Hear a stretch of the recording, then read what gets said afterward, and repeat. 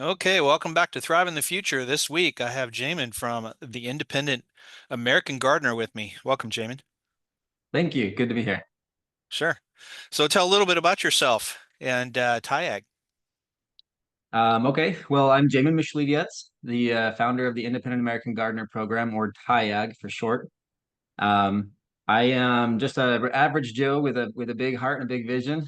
I come from a big family, and I grew up kind of out in the boonies and saw all the different levels of life that people were living and struggling, and it kind of settled with me that I needed to do something for my own family when I got kids, and so we founded this organization now where we travel and teach permaculture design and self-sufficient regenerative communities all across North America. We've been doing it for about 4 years specifically. We've been across about 27 states and 4 countries, or I'm sorry, 2 countries over those 4 years. And our big focus right now is we're trying to create what we call hubs, which are demonstration properties, where we proof of concept what it looks like to exist within a closed loop economy. So what's a closed loop economy look like then? Well, I'm not the engineer behind a closed loop economy concept. It gets a little deeper than I could personally dive into, but as a general surface level explanation, a closed loop economy is where there's a cyclic behavior to every resource, and all waste products would cycle back through that economy. Everything from the materials that we use to the financial inputs. Our vision is ultimately to see communities themselves producing a surplus, all from within the bounds of their own property and leveraging home-based small business to do that. And then ultimately through that lens, creating a barter and trade network. And so that's what we see capable through the Hub project. Yeah, that's great, especially, after since COVID is over now, then everybody's kind of dropped the community thing, right? Some Yeah, homesteaders are back to I'm back on my own land and that's it, and and some of the seed swaps have dropped off, so this is sure. exciting what you're talking about. Well, it's a big deal.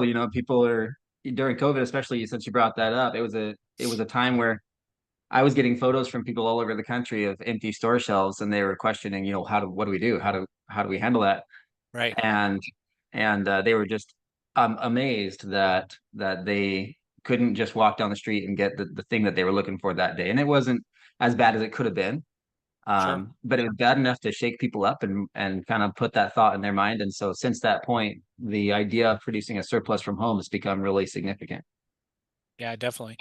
Yeah, and even a lot of it is also mindset. I've told the story that my friends and I were prepped up, but for some reason I went to the store anyway. Part of it was because I couldn't believe it was happening, and there's always that lack mindset that, oh, maybe I don't have enough.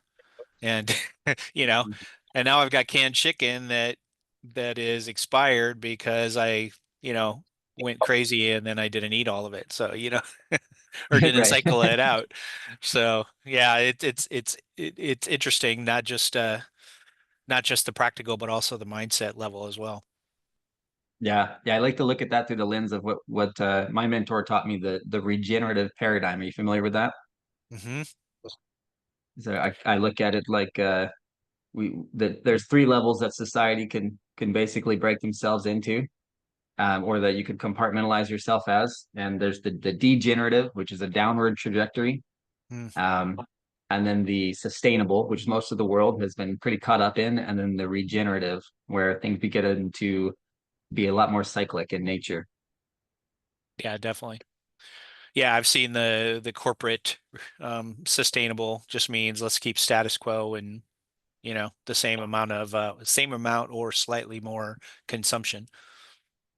Yeah, yeah, absolutely. Yeah, the degenerative paradigm is really rooted in the idea that we're all here to eat, drink, and be merry, and we're all gonna die one day, and that's that. So you might as well live to the best, have the best fun you can tonight, and that's that. Really no thought for consequence to others with our actions. And then there's the sustainable paradigm where most of the world is caught up in this idea of plateau, where we just want to reach net zero and we'll be happy with that. It's rooted in the idea that mankind is the most destructive life form on the planet, but at best we could be net zero. Hmm. Um, That's just not true. And we can be the most sustainable, the most beneficial life forms on the planet if we simply reshape that paradigm and we look at things in a more regenerative lens. And this is where we can have an impact on the planet that is unparalleled to other life forms. Yeah, definitely. So how do you start to take someone along that regenerative path? Yeah, so for us, it starts really in the garden. It's in the backyard. We're very simple. It can get really complex. And when you're looking at the larger vision of whole communities adopting this mindset and um, really placing the template and the framework over existing communities is the way that I'd like to see that occur. It can get really overwhelming for people, and the vision can be just too big, too broad, and so sometimes it's easier to just say, "Hey, we're going to go outside, and we're instead of regular garlic or putting some onions in the ground, we're going to do." Something a little bit more perennial in nature so that it's a lot more sustainable and a lot easier for us to manage and then we'll just kind of work our way through the systems that support that passively. Hmm. So, for example, my favorite way, and then really how we kick off a community in this direction is what we call TIAG community events.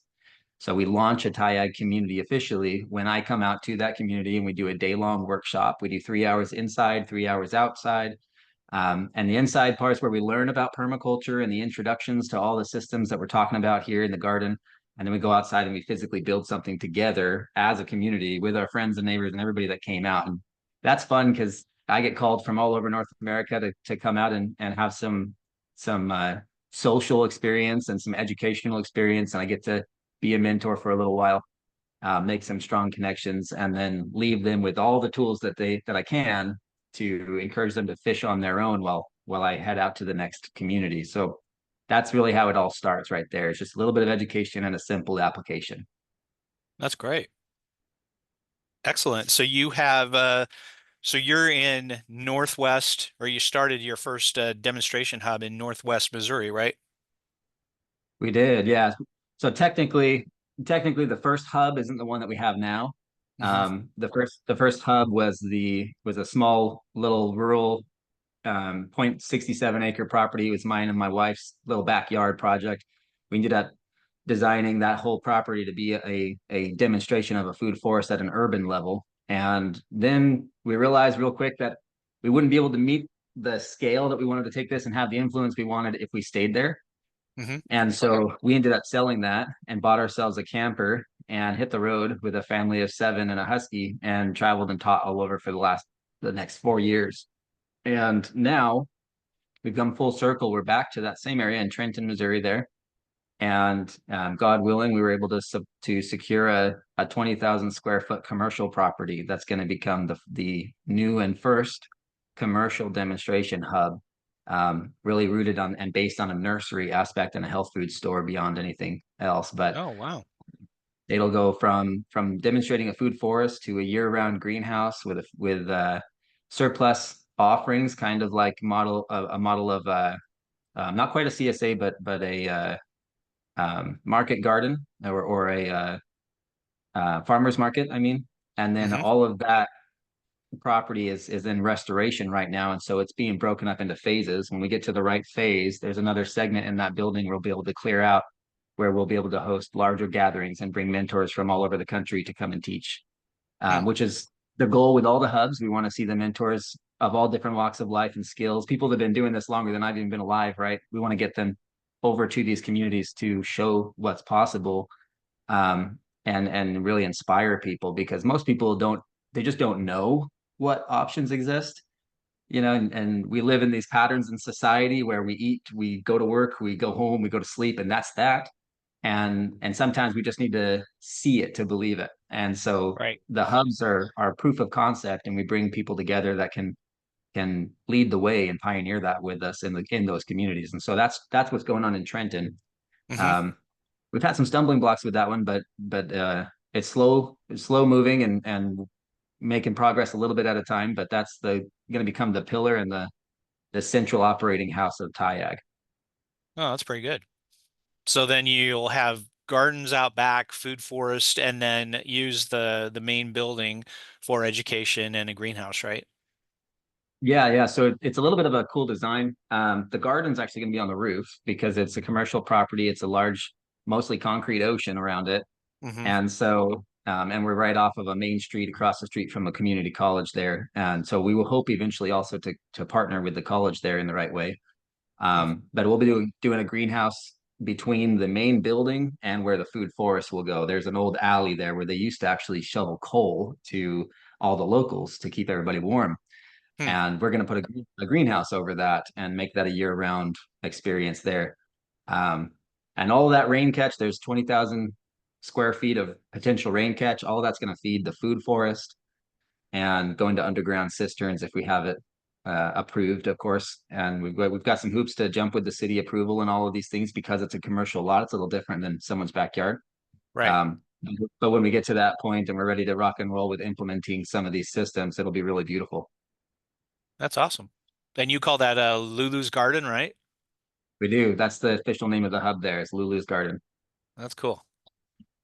And you've Yeah. got what's the website for that? You had pictures of that in the presentation I saw at the Homestead Summit.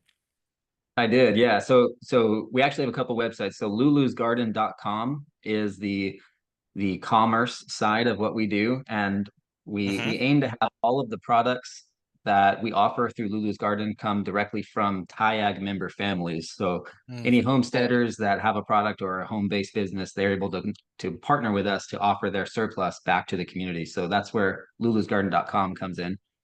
And then we have TIAG communities, TIAG communities.org. And that's the official web community where we're actually all online and trying to do things. And we actually just moved platforms over to a new platform. It's been kind of snails getting everybody over to the new location. But we think we're going to have a lot more progress with that there, much more user friendly on an app Yeah. experience. And then we have the tiagcommunity.com, which is the official website of TIAG. Hmm. Good. And then you've got your Haven permaculture as well, right? Yeah. So havenpermaculture.com is where all of the consultancies come through. Yeah, I like your business model. It's separated just really nicely. Yeah, it was a little complex in the beginning, but Go here, we no go there, yeah, but right? now we try to bracket it in a way where, if somebody's coming to us for the community aspect, they know where to go. Hmm. If somebody's coming to us for, hey, I just need a permaculture design. I'm a DIYer. I'm just going to tackle it myself. Well, okay, we can connect you with a designer and go from there, right? And so it's really just about meeting people with their need where they're at. Yeah, that sounds good. That's awesome. So, and now you've got a new hub down in Southwest Missouri. We do, yeah, pretty excited about that actually. So how'd that come And about? yeah, that was God. It's a big background story, but suffice it to say that we were actually going to stay north about 20 minutes away from our other hub because this is not just another hub. It's meant to be my family's permanent residence as well. Hmm. And so we were trying to stay somewhat close to the central operating house of TIAG, right? Right. Um, but the model of hubs is to become self-sufficient. The communities they exist in need to be able to operate them. And so we had a little bit of a course change and we ended up down south. We were offered this property here, and it was a already pre-designed passive solar home based on the European passive house designs. It has 20,000 or 20 kilowatts of solar. It's completely off grid, very tight house, very well insulated, and it was almost like the opportunity presented itself to not have to build a passive home and just move right into one. And so we were able to secure that with 20 acres associated to it and move in as fast as we were able to, or thought we would move into the other one, all simultaneously to that other one coming off of the table. So it was almost like this slid in right when that one slid out. It was kind of interesting how it all worked out. Wow. So the European passive design, is that like a berm house with, windows on one side? How's that work? Yeah, so it's not technically a true passive solar home like you would terminology in the permaculture world. We would expect that to be much more solar facing with much more window spaces and a lot more ambient radiation from the heat moving through that property and reflections and Sure. all these different elements that tie together. But the Europeans developed this type of structure where it's what's called a tight house. It's so well designed and so zipped up in all the different elements, and all the walls and all the way up to the roof. There's R60 in the upper roof, and then there's the roof paneling itself, and then R40 below that. So there's double layers of insulation on the Wow. roof. And then triple pane windows that are quite pricey. It was almost 20 grand just for all of the windows. Hmm. And so there's all these elements working together to seal the home off from outside elements. And so it's a little bit different in the context of what I would consider a true passive solar home. Hmm. It's not leveraging solar energy as much as it's leveraging the internal climate and the insulation. Yeah, super insulated. Wow. Yeah. That's pretty great. And then it's all off grid and solar, right? Yep, 100% off grid, deep well. We are up on the top of a big, beautiful mountain. So when we start doing events out here, it'll be a little bit funny to see how people navigate their way out here, but we'll figure it out. Oh, is it down towards the Ozarks and all that? It is. Yeah, we're down by the Springfield, Missouri area. Oh, okay. Yeah. That's excellent. Wow. Yeah, it's quite So beautiful. so what's the rest of 2025 look like then? You've made some big changes already. We have. Yeah, so our vision has always been kind of a four-phase plan, and we've been in this phase three since last year, where we're developing the hubs and working with clients that own their own existing properties already that can establish what we call a hub. Hmm. And and hubs are totally autonomous. It's not something we own. It's something that the steward owns and takes care of, and then we give it basically our stamp of approval when they reach the qualifiers.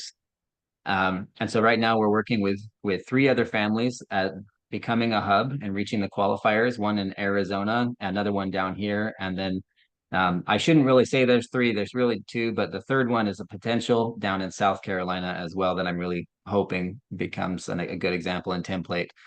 Um, and then our goal is ultimately to see these through to the point where we can start holding hub events. And that's really the ticket to proofing how these systems work. With our small backyard events, it's good fun because it's the community doing it, the community's coming together, the community's making it real and making it happen. And I'm just coming as a guest speaker, whereas the hub events are much more scale and travel oriented, where we want people from all over to come to this central location. And so TIAG has a much bigger influence in marketing and trying to drive more people there. Will bring much different approach in content, and it's really about teaching from the lens of a closed loop economy. Whereas the food forests and gardens were the focus of the smaller scale backyard events, and so it's a little bit of an upstep in the scale of events that we're doing.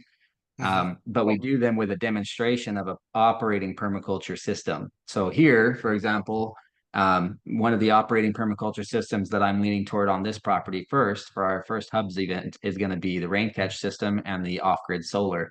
And we'll talk about how the home is designed and all these other elements that kind of complement that, to feed into the rest of the property. And I don't know if your listeners are too familiar with the permaculture sphere, Yeah, pretty much. but yeah. So the concept is that every element complements another, and those elements complement more, and it continues on until there's so many stacked functions that we're able to essentially catch every drop of water that we can off this property, and allow hopefully none of it to leave before it's influenced and impacted every area that we can spread it out to before it finally disappears. And this is Hmm. an interesting this property here is an interesting one because the contours are a little unique. It's not, it's up on a mountain, but there's still a couple contours and valleys up here on the ridge. And so I'm not sure that we'll get to the point of having a pond or anything before those events start up, but that's the vision is we want to see this property and the one that we have up north move forward at the same time as our clients are building and developing theirs. Right. Yeah, so what sort of challenges do you have growing there since you're on top of a mountain? Yeah, so Southern Missouri first challenge is which much more rocky and clay. Yeah. Up north, we get that famous Missouri black gold. You can spit out a sunflower seed and it's going to grow. But down south, it's actually a lot trickier because the soils are um, just really clay rich. They're very dense and compact, and there's just rock everywhere.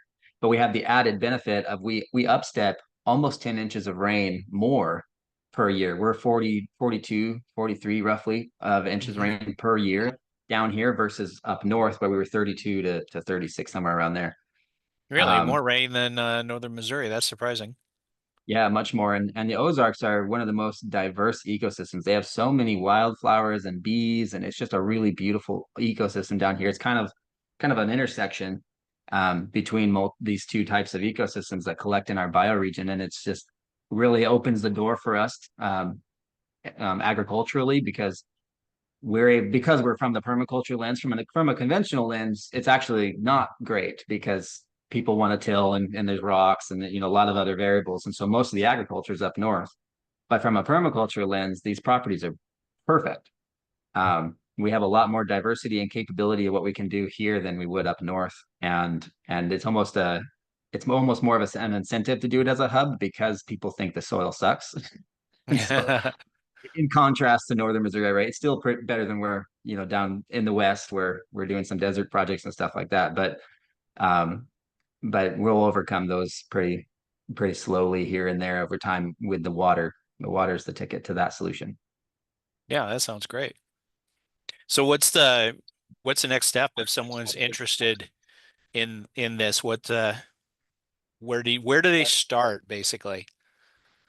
Yeah, so the starting place is going to be to book a free discovery call. I enjoy the discovery calls, so I usually answer most of those because I like to meet people that chime in. But what we do is we sit down and talk for just about 20 to 30 minutes and explore what their goals are and what that family is seeking to do. And then we move on from there in the direction that feels best in alignment with their vision. Yeah, that's great. So how can folks join TIAG and what can they expect by joining that?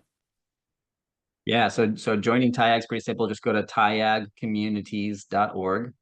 Once people get into the TIAG community, they'll see the initial wall where there's some conversation and a little bit of chatter about different things, and there'll be a couple areas that are locked out. So it's free to see that basic entry, but then to see the rest of it, it's $1 a month. We just ask that a little bit of a give and receive cycle, so $1 a month, and that opens you up to the rest of the community. And then there's a tier two or tier three, I should say, where it's $47 a month. And that involves you with our monthly Q&As where myself and or a guest speaker will jump on that month and we'll actually have a small educational segment and then open up for Q&As and allow the community members to reach us directly. Yeah, so tier one is free. Tier two is that $1 a month, right? And then tier three the is the more interactive Q&A sessions and all that other stuff, right? Yep, exactly. That's good. Yeah, that's pretty cool. Yeah, I'm on there and I like it. So, and a bunch of people joined after you presented at the summit up there.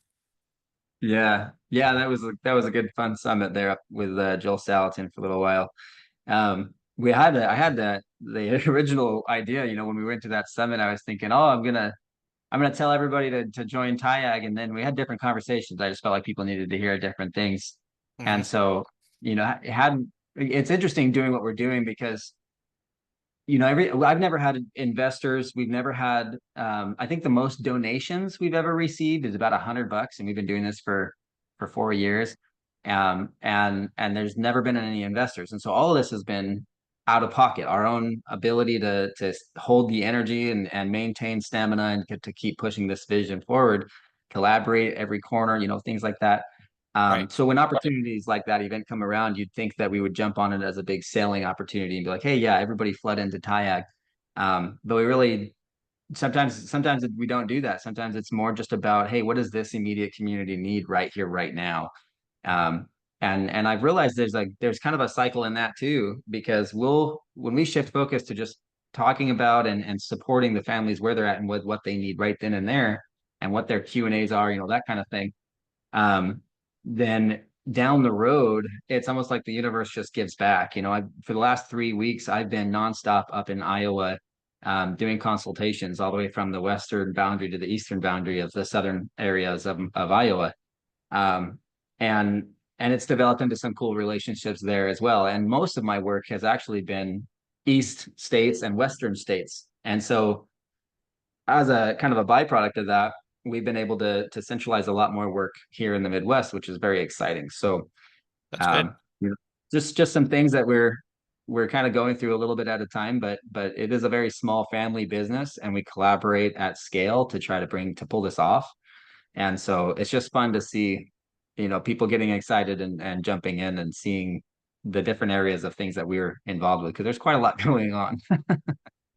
Yeah, and one of the things you also see is the audience changes as the weekend goes on, right? So you're presenting to folks. There's folks that come in just for Joel and then they leave. There's folks that come out and talk to you out in the booth, and then you're having different conversations. Yep. So Yeah, absolutely. Yeah, we get a yeah, whole handful of books just on the bee topic and natural beekeeping, and then some of them are all about permaculture, and like we get a lot of diversity in that. yeah. So talk a little bit about that. I really like your beehive designs, and you even have your kids put their handprints on them, and that was We really do. unique. Yeah, yeah. So the beehive thing is actually pretty cool. That started roughly, well, that was probably right before the tour, about almost 5 years roughly. Hmm. Where I was actually serving in my local area out here, helping with what was a bee initiative, essentially. And we were using Dr. Leo's plans, and we were all working together and getting together in a big garage, and we would pull out all the saws and dado blades and set up workstations, and a community of 20 people would get together and we would build all these beehives. But then I realized over the next 2 years, we got about by the second year of that, we got about 200 beehives out in different families all over northern Missouri. Um, and then I realized in the second year that we started to see problems developing with all those hives because there was, when you get a lot of people together, there's different tolerances in the lumber, and like, some people cut things a little tighter than others, and variations there. And we're talking about bugs. And Hmm. so they find every little crack and they weasel their way in there. And it just got a little tricky to stop hive beetles and things from finding safety in the hives. And so what I decided to do was the initiative ended up coming to an end, and I was a little disappointed that it wasn't going to be pushed anymore. And I decided to start our own again. Say, okay, well, let's go refine the design. So over the next 3 years, we redesigned the hives. We upgraded the lumber to 5/8 ply. We found a CNC shop that would work with us, and we started to cut them with exact dimensions.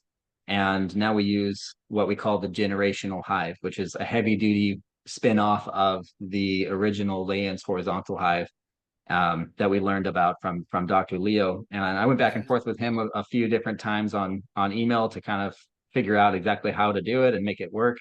And then we ended up taking one of the hives around with us on the tour all over North America. And so at every event that we did, we had one of the hives sitting there on stage or in front of the crowd, and kind of spread the word all over North America here while we did that tour. And so now that we're home, one of the central functions of our hub up there in Trenton is going to be to develop and distribute those hives.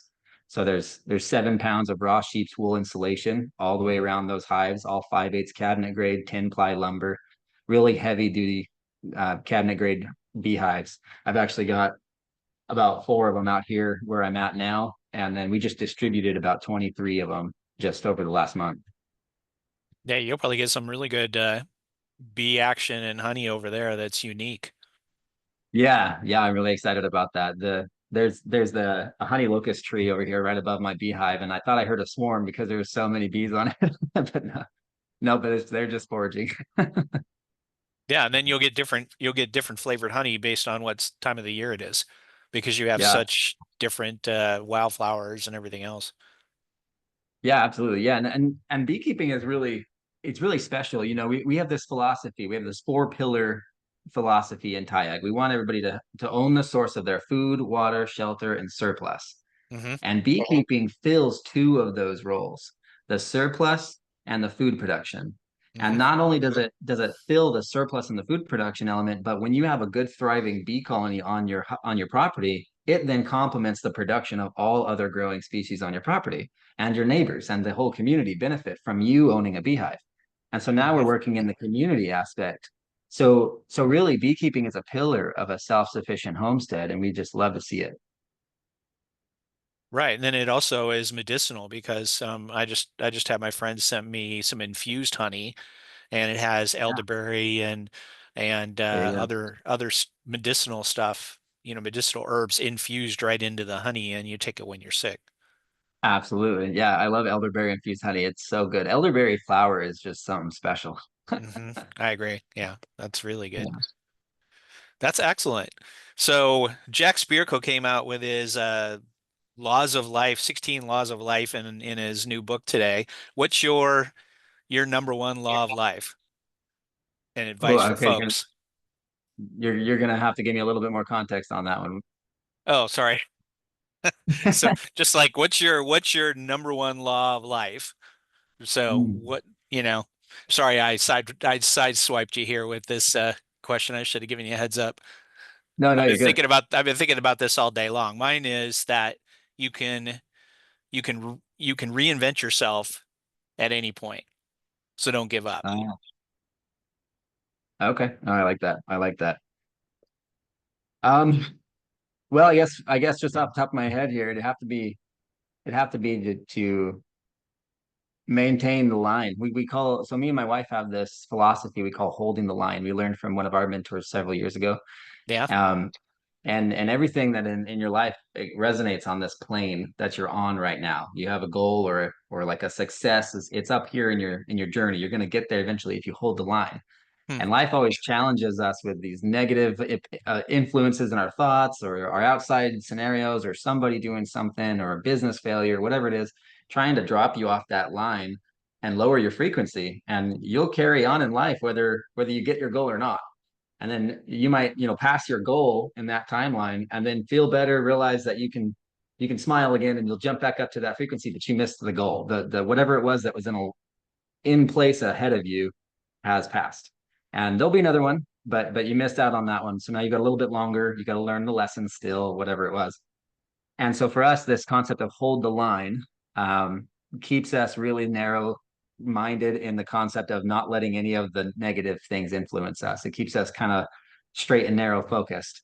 Hmm. Um, and then when we get to that point of achieving the goal, we realize that in every time we jump up the lines, we have a higher frequency, a higher vibration, and we're ready to reach another tier, another level, and achieve a different higher level goal. And so holding the line has been the I guess the what do you call it, the year one philosophy. Yeah, definitely. Yeah. Great. So review how folks can get a hold of you one more time.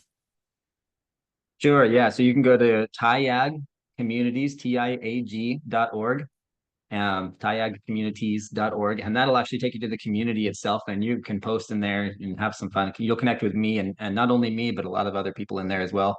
If you want to reach me specifically, that's Jamon, Jamon at TIAGcommunities.org. And that'll go straight to my phone and I'll actually get that email directly. So I'm pretty easy to reach. Just type my name in Google, you'll find me. Great. Sounds good. Thank you, Jamin. Appreciate your time. Thank you. Appreciate it, Scott. You bet.